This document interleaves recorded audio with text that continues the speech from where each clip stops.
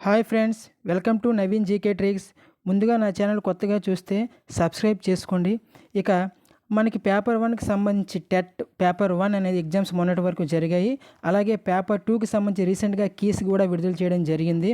So ఇప్పుడు జరుగుతూ ఉన్న పేపర్ 2 వాళ్ళు ముందుగా సైకాలజీకి సంబంధించి ఎలాంటి క్వశ్చన్స్, ఎలాంటి టాపిక్స్ మీద చదువుకొని వెళ్ళాలనే దాని మీద మన వీడియో ఉంటుంది. మొదటిగా ఉద్వేగాత్మక ప్రజ్ఞ సిద్ధాంతం ప్రయోజనాలకు సంబంధించి సరికాని ప్రవచనం అని అడిగాడండి. సరికాని ప్రవచనం. సో ఇక్కడ ఫస్ట్ వన్ చూసుకోండి. భావోద్వేగ నియంత్రణ, అలాగే ఉద్వేగ ప్రజ్ఞ కలిగిన వారు సమాజంలో ఇతర వ్యక్తులతో సమర్థవంతంగా వ్యవహరించగలరు. సానుకూల భావోద్వేగాల సమస్య పరిష్కారాల నైపుణ్యాలు మెరుగుపరుస్తాయి. వ్యక్తి విజయంలో భావోద్వేగ ప్రజ్ఞ కంటే సాధారణ ప్రజ్ఞ ముఖ్యమైనది. వాడు ఇక్కడ మనకు అడిగింది సరికాని ప్రవచనం అడిగాడండి. సో మనకి ఆన్సర్ ఈజ్ 4 అండి. వ్యక్తి విజయంలో భావోద్వేగ ప్రజ్ఞ కంటే అతని సాధారణ ప్రజ్ఞ ముఖ్యమైనది. సో మనకి ఇక్కడ సరికానిది కాబట్టి ఇది సరికానిది. సో మిగతావన్నీ రైట్ వన్ అవుతాయండి. Next question. క్రింది ప్రవచనాలను పరిశీలించి సరైన దానిని గుర్తించండి అని అడిగాడండి. ఇది మనకి వికాసాలకి సంబంధించి అడిగాడు, వికాస నియమాల గురించి సంబంధించి అడిగాడండి. సో మొట్టమొదటిగా చూసుకుంటే వికాసం కాళ్ళ నుండి శిరస్సు వైపుకు సాగుతుంది. యాక్చువల్గా ఇక్కడ దీనిని శిరోపాదాభిముఖం వికాస నియమం అని ఇచ్చాడు. ఇక్కడ మనం చూసుకుంటే శిరోపాదాభిముఖ నియమం అంటే ఏంటంటే శిరస్సు నుంచి కాళ్ళ వరకు సంబంధించిందండి. సో ఫస్ట్ ఆప్షన్ మనకి కరెక్ట్ కాదు. వాడు అడిగింది సరైనది అడిగాడండి. నెక్స్ట్, వికాసం మొదటి చిన్న కండరాల అదుపు సాధించి పెద్ద కండరాలపై పట్టు సాధించడం, ఇది సమీప దూరస్థ వికాస నియమం అన్నాడు. అయితే ఇక్కడ విషయం ఏంటంటే వికాసం మొదట పెద్ద కండరాలు అదుపు సాధిస్తుందండి. సో వికాసం మొదట పెద్ద కండరాలు అదుపు సాధించి చిన్న కండరాలపై పట్టు సాధించడం, దీన్ని మనం సమీప దూరస్థ నియమం అంటాము, వికాస నియమం అంటాం. నెక్స్ట్ ఇక్కడ చూడండి. సో ఆన్సరు బి అనేది కాదండి. Next C1 right one. Next D, వికాసం శిరస్సు నుండి కాళ్ళ వైపుగా కొనసాగుతుంది. So answer D is the right answer. So option C and D అనేది మనకి కరెక్ట్ కాబట్టి మనకి ఆప్షన్లో ఎక్కడ ఉందండి? ఆప్షన్ 3 అనేది రైట్ ఆన్సర్. Next one. ఒక వ్యక్తి తన అన్నదమ్ములపై తీవ్ర వ్యతిరేకత ఉన్నా ఇతరుల సమక్షంలో అతి ప్రేమ వలకబోయడం ఈ రక్షణ తంత్రం గురించి ఒక గ్యారెంటీగా ఒక క్వశ్చన్ అడుగుతున్నాడండి. అయితే ఇక్కడ మనం చూద్దాం. అంటే ఇక్కడ చూడండి, మీరు తన అన్నదమ్ములపై తీవ్ర వ్యతిరేకత ఉన్నా, అంటే లోపల ఒకలా ఉన్నా బయటకు ఒకలా ఉంటున్నాడు. సో ఇక్కడ స్వైర కల్పన మీన్స్ అంటే ఏంటంటే పగటు కళలు కనడం అనమాట. సో మనకి ఇది ఆప్షన్ కాదు. నెక్స్ట్, ప్రతిగమనము అంటే చిన్నపిల్లల ఏడవడం అని అర్థము. ఇక్కడ చూసుకుంటే ఉపసంహరణ అంటే ఇప్పుడు ఫర్ ఎగ్జాంపుల్ టెట్ ఎగ్జామ్ కష్టంగా వస్తుంది కదా, మనం ఎలాగో క్వాలిఫై మరెందుకులే అనేసి బయటకు వచ్చేయడం అనమాట, ఎగ్జాంపుల్గా చెప్పుకుంటే. సో ఇక్కడ చూసుకుంటే మనకి థర్డ్ వన్ చూడండి, ప్రతిచర్య నిర్మితి. ఒక వ్యక్తి తన అన్నదమ్ములపై తీవ్ర వ్యతిరేకత ఉన్న ఇతరుల సమక్షంలో ప్రేమ వలకబోయడం. సో ఆన్సర్ ఈజ్ ప్రతిచర్య నిర్మితి. నెక్స్ట్ వన్ అండి, సాంఘిక పరిపక్వత గల వ్యక్తి యొక్క లక్షణం ఏంటి అని అడిగాడండి.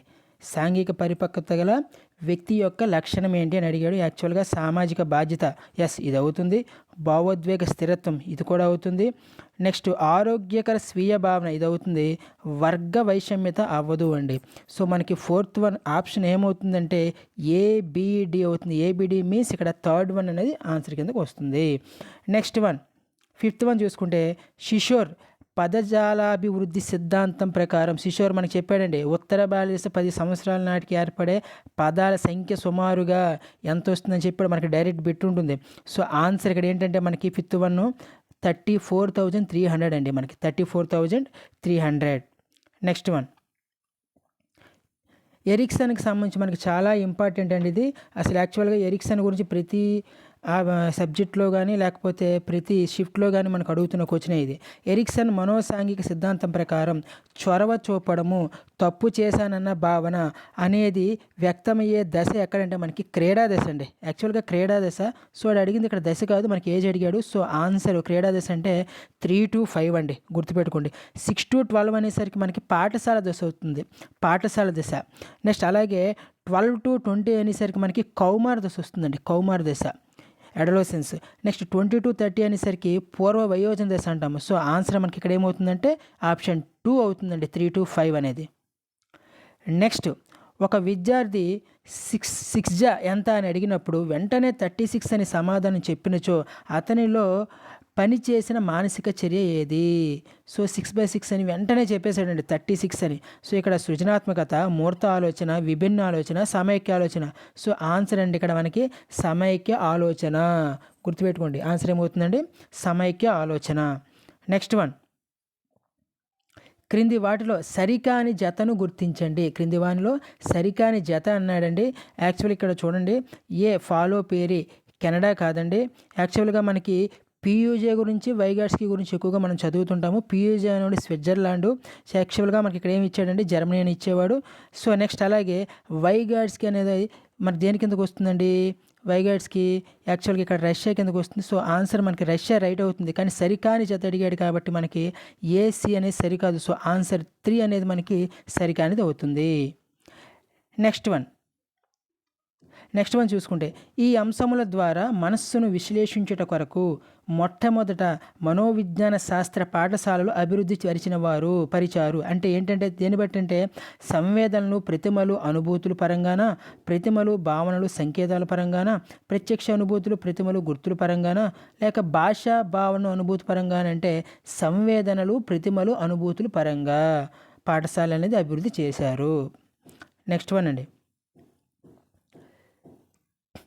వన్, పిల్లలు వారి స్నేహితులతో ఆటను చూస్తూ స్వతంత్రంగా ఆడుకునే క్రీడ ఏది?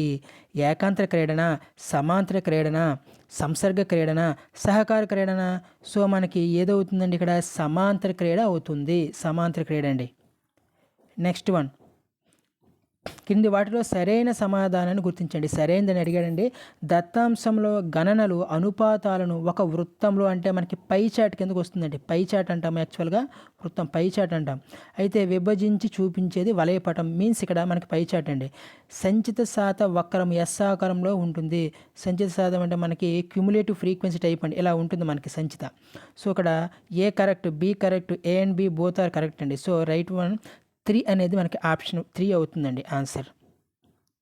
నెక్స్ట్ అండి, ఇన్స్పైర్ కార్యక్రమంలో భాగంగా ఒక సంవత్సరానికి ఎస్హెచ్ఈ స్కాలర్షిప్ నగదు మొత్తం ఎంత? యాక్చువల్గా మనకి ఇన్స్పైర్ అంటే ఏంటంటే innovation of science pursuit for inspiration research అండి. అయితే ఇక్కడ ఎస్హెచ్ఈ అంటే ఏంటంటే స్కాలర్షిప్ ఫర్ హయ్యర్ ఎడ్యుకేషన్ అండి. ఇది హైయర్ ఎడ్యుకేషన్ సంబంధించి. యాక్చువల్గా స్కాలర్షిప్ నగదు మొత్తం ఎంత అని అడిగాడండి. ఇక్కడ టోటల్గా స్కాలర్షిప్ నగదు మొత్తం ఎంత అంటే మనకి 80,000 అండి. ఇందులో మనం చూసుకుంటే యాక్చువల్గా 60,000 పర్ మంత్ 5,000 అండి. 12 5 60, ఇలా 60,000 ప్లస్ ఎక్స్ట్రాగా మెంటర్షిప్ పేమెంట్ అని ఒకటి ఉంటుంది, అది 20,000. ఇది యాక్చువల్గా 17 to 22 ఇయర్స్ పిల్లలకి, విద్యార్థుల గురించి ఒక ఏర్పాటు చేసిన కార్యక్రమం, ఇన్స్పైర్ కార్యక్రమం అనేది. ఓకేనా? సో ఆన్సర్ అనేది మనకి 80,000 అవుతుందండి. నెక్స్ట్ 13th క్వశ్చన్, అనేక లక్ష్యాలతో సంబంధం ఉండి సాధారణంగా కొన్ని ఉన్నత ప్రమాణాలను సాధించాలనే ధ్యేయం వైపుగా కొనసాగింపచేసే చర్యలతో కూడిన ప్రవర్తనే ఏమవుతుందంటే ఉన్నత వైఖరి, అంతర్గత ప్రేరణ, ప్రాథమిక ప్రేరణ, సాధనా ప్రేరణ. అంటే మనకి సాధనా ప్రేరణ అవుతుందండి ఆన్సర్. సాధనా ప్రేరణ. నెక్స్ట్, విద్యలో స్కఫోల్డింగ్కు ఉదాహరణ అని అడిగాడండి. విద్యలో స్కఫోల్డింగ్కు ఉదాహరణ అడిగాడు. యాక్చువల్గా మనకి ఇక్కడ చూసుకుంటే ఫస్ట్ వన్ ఆప్షన్ చూడండి, మనకి జెడ్పీడి అలాగే స్కఫోల్డింగ్ అనే 2 టాపిక్స్ వస్తాయండి. జెడ్పీడికి సంబంధించి స్కఫోల్డింగ్. యాక్చువల్గా జెడ్పీడి అంటే ఏంటి? మనకి తను నేర్చుకున్న దానికి, ఇతరుల ద్వారా నేర్చుకున్న దానికి మధ్య డిఫరెన్స్ని మనం ఏమంటామంటే జెడ్పీడి అంటాము. స్కఫోల్డింగ్ అంటే శిశువు కన్నా అధిక జ్ఞానం గల వ్యక్తి మనకి స్కఫోల్డింగ్ అవుతాడు. సో విద్యార్థి కృత్యంపై పూర్తి ఆధిపత్యం ఇవ్వటము, విద్యార్థిని స్వతంత్రుని చేయుటకు నెమ్మదిగా సహాయాన్ని తగ్గించడము, అలాగే స్వతంత్ర అభ్యసను ప్రోత్సహించుటకు సహాయం అందించకుండా ఉండుట, నేరుగా బోధించడం ద్వారా సమస్యను పరిష్కరించుట. సో ఇక్కడ ఆన్సర్ మనకి ఏదవుతుందంటే option 2 is the right answer అండి. విద్యార్థిని స్వతంత్రుడిని చేయుటకు నెమ్మదిగా సహాయాన్ని తగ్గిస్తారండి. ఇది స్కఫోల్డింగ్కి సంబంధించిన టాపిక్ అండి. నెక్స్ట్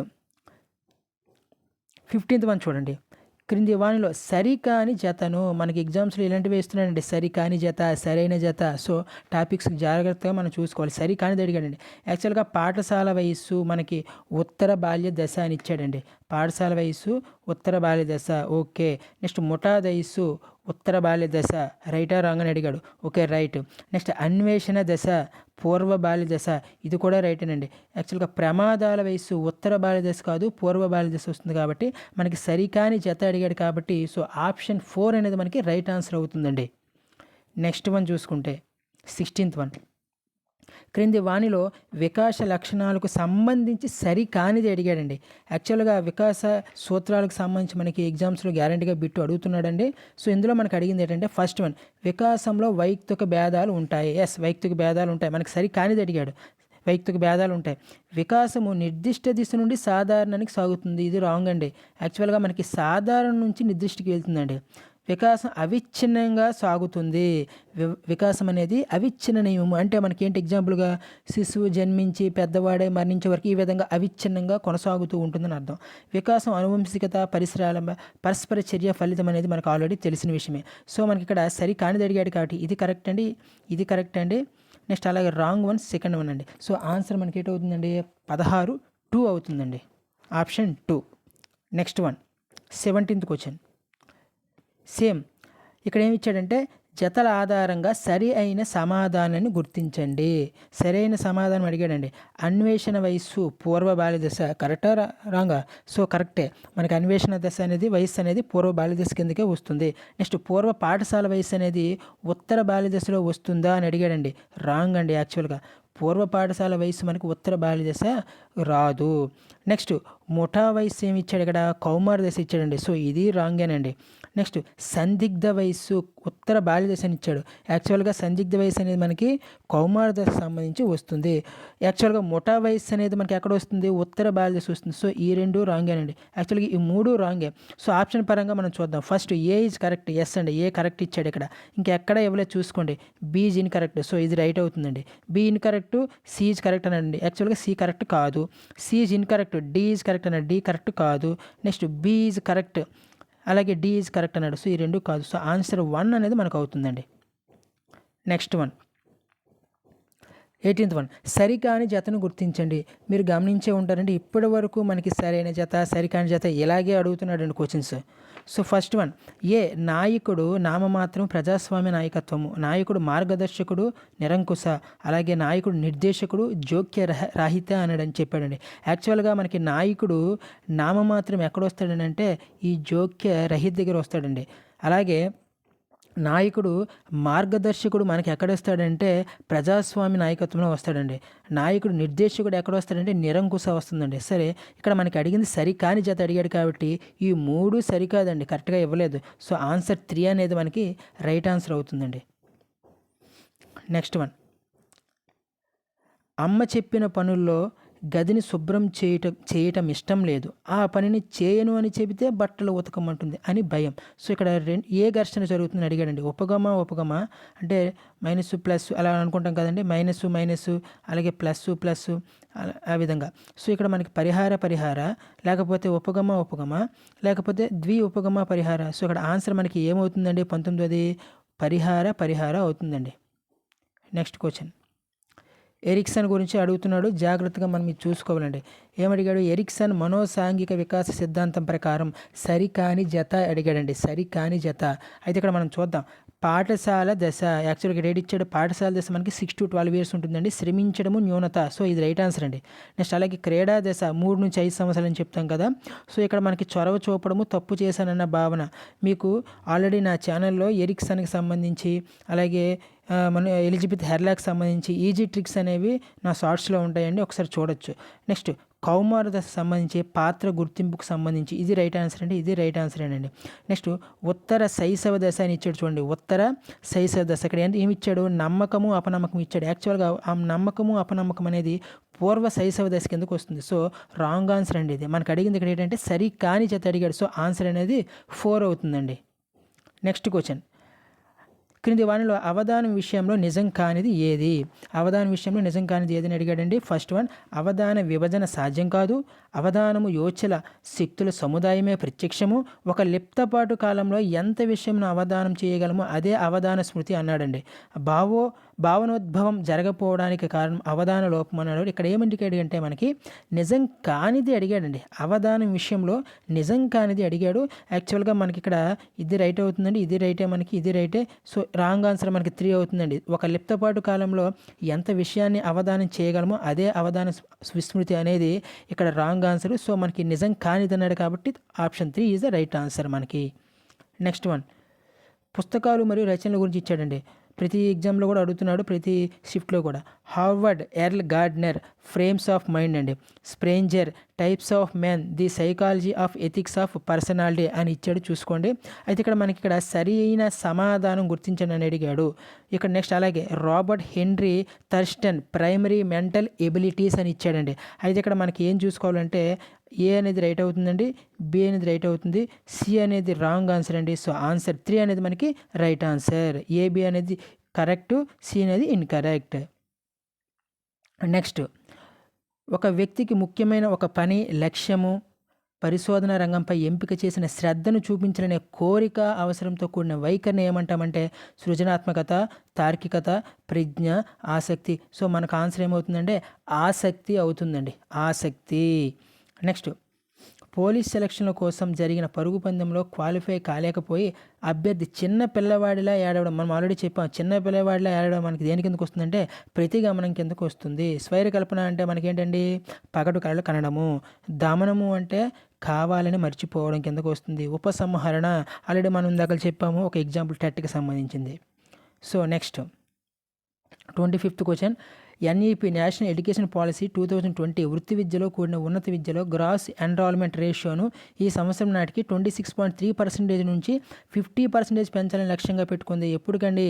2045నా, 2040యా, 35 2030నా? సో మనకి ఆన్సర్ ఏమవుతుందంటే 2035 అవుతుందండి, 2035. నెక్స్ట్, మాంటిసోరీ మెథడ్స్ అనే పుస్తకాన్ని రచించిన వారు ఎవరు? ఫాల్ ప్రేరీ, ఏఎన్ నీల్, ఏఎస్ నీల్, గిజుబాయ్, టోటో చాన్. సో మనకు ఆన్సర్ ఏమవుతుందంటే గిజుబాయ్ అవుతుందండి, మాంటిసోరీ మెథడ్ అనే పుస్తకాన్ని రచించిన వారు.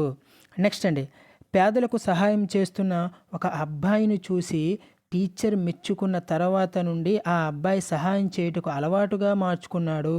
ఇందులో ఇమిడి ఉన్న అభ్యసనం మీదని అడిగాడండి. యాక్చువల్గా మనకి శాస్త్రీయ నిబంధనమా, కార్యసాధక నిబంధనమా, యత్నదోష అభ్యసనమా, లేకపోతే అంతర్దృష్టి అభ్యసనమా? మనకు అంతర్దృష్టి అంటే మెరుపు లాంటి ఆలోచన గురించి మాట్లాడతాం. యత్నదోషం అంటే మనకు తారండైక్ ప్రయత్నాలకు సంబంధించి మాట్లాడతాం. ఇక్కడ శాస్త్రీయ నిబంధనకు వచ్చేసరికి, కార్యసాధక నిబంధనకు వచ్చేసరికి ఒక డిఫరెన్స్ చూసుకోవాలండి. ఒక ఎగ్జాంపుల్ చెప్తాను, అందరికీ జాగ్రత్తగా వినాలి. ఏంటంటే ఒక వ్యక్తికి 10th మ్యాథ్స్లో 10/10 వస్తే వారికి ఒక మ్యాథ్స్ సారు నేను 2000 ఇస్తాను అని ప్రకటించారండి. అప్పుడు దానిలో ఒక ఉద్దీపన అనేది ఇవ్వడం జరిగింది. సో అలాంటి ఎగ్జాంపుల్ దేనికి సంబంధించి అంటే శాస్త్రీయ నిబంధన. అలా కాకుండా ఒక వ్యక్తికి 10/10 వచ్చిన తర్వాత ఒక సారు వాళ్ళకి ఏదో ఒక బహుమతిని అందజేశారు అనుకోండి. నెక్స్ట్ ఆ విద్యార్థికి ఇది ఏ విధంగా మారుతుందంటే మరికొంత పుషింగ్గా మారుతూ ఇంకా ఎక్కువ మార్కులు తెచ్చుకోవాలి నెక్స్ట్ ఎగ్జామ్స్ కూడా అనుకోవడం అండి. ఇది మనకి కార్యసాధక నిబంధనకు వస్తుంది. సేమ్ ఎగ్జాంపుల్ ఇది కూడానండి. సో పేదలకు సహాయం చేస్తున్న ఒక అబ్బాయిని చూసి టీచర్ మెచ్చుకున్న తర్వాత కూడా ఆ అబ్బాయి సహాయం చేయటం అలవాటుగా మార్చుకున్నాడు. ఇందులో ఉండే నిబంధన ఏదంటే మనకి కార్యసాధక నిబంధన. నెక్స్ట్, యత్నరహిత అభ్యసనము. యత్న దోష పద్ధత, అంతర్దృష్టి పద్ధత, పరిశీలన అభ్యసన సిద్ధాంతమా, కార్యసాధక నిబంధన పద్ధత? సో మనకు ఆన్సర్ ఏమవుతుందంటే పరిశీలన అభ్యసన సిద్ధాంతం అవుతుందండి. నెక్స్ట్, మనకి ఐసీటీకి సంబంధించి క్వశ్చన్స్ అడుగుతున్నాడండి పేపర్ 2లో కూడా. సో ఎక్స్పాండ్ ఎఫ్టీపీని విస్తరించము. File transfer protocol, file termination period, fixed time plan, fixed text property. So మనకు ఆన్సర్ ఇక్కడ ఏమవుతుందంటే తప్పనిసరిగా చూడండి, ఆన్సర్ ఇక్కడ ఎఫ్టీపీ ఫైల్ ట్రాన్స్ఫర్ ప్రోటోకాల్ అవుతుందండి మనకి, first one option. Next, ST standard deviation కిందకు వస్తుందండి, మన స్టాటిస్టిక్స్లో కూడా వస్తుంది. √σ(x²/n) సమీకరణంలో తప్పుగా సూచించిన దాన్ని గుర్తించండి. ఎన్ గణనల సంఖ్య, ఎక్స్ స్క్వేర్ గణన విచలన వర్గము, సిగ్మా ఎక్స్ స్క్వేర్ గణన విచలన వర్గాల మొత్తము, ఎస్టీ సంక్షిప్త భాగాహారము అని ఇచ్చాడండి. సంక్షిప్త భాగాహారం యాక్చువల్గా ఎస్డి అంటే స్టాండర్డ్ డీవియేషన్ అండి. సో రాంగ్ ఆన్సర్ మనకి ఇది కింద వస్తుంది. సో తప్పుది అని అడిగాడు కాబట్టి మనకి ఆన్సర్ 4 అవుతుందండి. నెక్స్ట్ వన్ 31st వన్ అండి. సరైన సమాధానం గుర్తించండి. ఇందులో మెజర్స్ ఆఫ్ సెంట్రల్ టెండెన్సీ అంటే కేంద్రీయ ప్రవృత్తి మానాలు అంటే ఏంటంటే సగటు, మధ్యగతము, బాహులికము, వాటిని మనం కేంద్రీయ ప్రవృత్తి మానాలు అంటామండి. సో ఇది ఎక్కడుంది మనకి బాహులికము అలాగే మధ్యగతము. So first one B and C అండి. ఆప్షన్ సిలో ఉంది మనకి 3లో. నెక్స్ట్ అలాగే చరశీలత మాపనాలు అంటే ఏంటంటారు చతుర్థాంశక విచలనము అలాగే వ్యాప్తి. సో ఆన్సర్ ఇది 2 అండి. సో టోటల్గా ఆప్షన్ మనకి ఏమవుతుందంటే ఆప్షన్ 3 కిందకి వస్తుంది. నెక్స్ట్ వన్ అండి. వికలాంగుల చట్టం 2016 ముఖ్య ఉద్దేశాలు గుర్తించండి. వైకల్య రకాల వర్గాలు 7 నుంచి 11కు పెంచబడ్డాయి. యాక్చువల్గా ఇది 7 నుంచి 21కి పెంచబడ్డాయండి. ప్రభుత్వ ఉద్యోగాలు రిజర్వేషన్ 3 నుంచి 4% వరకు పెంచబడింది. ఇది రైట్ ఆన్సర్ అండి. ప్రభుత్వ మరియు ప్రభుత్వ సహకారం పొందుతున్న ఉన్నత విద్యా సంస్థల్లో 5% సీట్ల రిజర్వేషన్ కల్పన. ఇది రైట్ ఆన్సర్ అండి. సో మనకి బి అనేది రైట్ అవుతుంది, సి అనేది కూడా రైట్ అవుతుంది. So option B and C is the right answer. So 32 question మనకి ఏమవుతుంది సెకండ్ వన్ అవుతుందండి. ఇది యాక్చువల్గా 7 నుంచి 11 కాదండి 21కి పెంచబడింది. చూసుకోవాలి జాగ్రత్తగా. సో ఆన్సర్ అనేది మనకి ఆప్షన్ 2 అవుతుందండి. Next one Hurlock. మనం ఆల్రెడీ చెప్పానండి. నేను హెర్లాక్ ఎలిజబెత్ హెర్లాక్ సంబంధించి ఈజీ ట్రిక్స్ ఉంటాయి నా షార్ట్స్లో. ఈ నవీన్ జీకే ట్రిక్స్లో షార్ట్స్లో ఉంటాయి. అవి ఈజీగా మనం నేర్చుకోవచ్చు. సో అవి చూస్తారు. నెక్స్ట్ ఎలిజబెత్ హెర్లాక్ మానవ వికాస దశల వర్గీకరణ ప్రకారం క్రింది వానిలో సరైన జవాబును గుర్తించండి అని అడిగాడండి. యాక్చువల్గా చూద్దాం. ఫస్ట్ది శైశవ దశ. శైశవ దశ ఏమి ఇచ్చాడంటే పుట్టుక నుండి రెండవ వారం వరకు ఇచ్చాడండి. యాక్చువల్గా 2 వీక్స్ నుండి మనకి 2 ఇయర్స్ అండి. So first one wrong answer అండి. నెక్స్ట్ ఉత్తర బాల్య దశ. ఉత్తర బాల్య దశ మనకి 5 to 6 నుంచి 10 to 12 వస్తుంది. సో ఇక్కడ 10 to 12 to 13 to 14 ఇచ్చాడు. సో ఇది రాంగ్ ఆన్సరే. నెక్స్ట్ సి కౌమార దశ మనకి 13, 14, 18 వస్తుందండి. ఇది కరెక్ట్ ఆన్సర్. నెక్స్ట్ అలాగే పూర్వ బాల్య దశ 2 నుంచి 6 అండి. ఇది రైట్ ఆన్సర్. సో దీన్ని బట్టి చూసుకుంటే మనకి ఆప్షన్ సి అండ్ డి అనేది రైట్ ఆన్సర్ అండి. So option 4 is the right answer. So ఇక్కడితో మనం ఇంతవరకు ఏవైతే టాపిక్స్ నేర్చుకున్నామో ఈ టాపిక్స్ అన్నీ కూడా నెక్స్ట్ జరగబోయే పేపర్ 2 ఎవరైతే వాళ్ళు ఉంటారో మ్యాథ్స్ సైన్స్ వీళ్ళు తప్పనిసరిగా ఈ టాపిక్స్ తప్పనిసరిగా ఇవన్నీ కంటిన్యూస్గా చూసుకోవాలండి. ఎక్కువగా రిపీటెడ్గా అడుగుతున్నాడు. ఇంకా డిఫికల్ట్గా అడగడం అంటే ఏం లేదండి. ఇలా సరికానిది సరైనది అలాగే జతపరచండి ఈ విధంగా అడుగుతున్నాడు. అదే మనం డిఫికల్టీ లెవెల్గా భావించుకుంటున్నాము. సో దానికన్నా ఇంకేం లేదు. కొంచెం డెప్త్గా అడగడం అంటే అదే మరి పెద్ద విషయం ఏం లేదు. సో దీన్ని బట్టి చూసుకుంటే పేపర్ 2కి ఈ టాపిక్స్ ఏవైతే ఉన్నాయో ఇంతవరకు డిస్కస్ చేసినవి మీరు చూసుకుంటారు. నెక్స్ట్ వీడియోలో మనకి పేపర్ 2కి సంబంధించి తెలుగు ఏ విధంగా ఇస్తున్నాడో కూడా చూసుకుందాం. ఎందుకంటే చాలామంది పేపర్ 2కి సంబంధించి తెలుగు చాలా ఇబ్బందిగా కష్టంగా ఇస్తున్నాడని తెలిసింది. సో అది ఏ విధంగా ఏ టాపిక్స్ నుంచి వస్తున్నాయి అనేది నెక్స్ట్ వీడియో మీకు అందిస్తానండి. థ్యాంక్ యూ అండి. ఎవరైనా సబ్స్క్రైబ్ చేసుకోకపోతే సబ్స్క్రైబ్ చేసుకోండి. Thank you.